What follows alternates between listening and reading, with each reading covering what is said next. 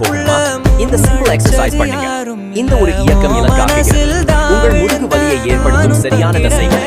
கால்களை தோள் அகலத்திற்கு பிரித்து நிற்கவும். மெதுவாக முதுகை வளைத்து 5 வினாடிகள் ஏற்றுக் கொள்ளுங்கள். பின்னர் மென்மையாக முன்னோக்கி வளைந்து இதை 10 முறை மீண்டும் செய்யுங்கள். தினமும் 2 முறை. இதை பகிர்கிறேன். நாடுகளின் நோயாளிகளை சிகிச்சை அளிப்பதன் அனுபவத்திலிருந்து சென்னையில் மற்றும் உண்மையிலேயே வேலை செய்யும் மேலும் அன்றாட NBC டிப்ஸ்களுக்கு அந்த சப்ஸ்கிரைப் பட்டனை அழுத்தி அறிவிப்பு பெல்லை ரேட் செய்யுங்கள்.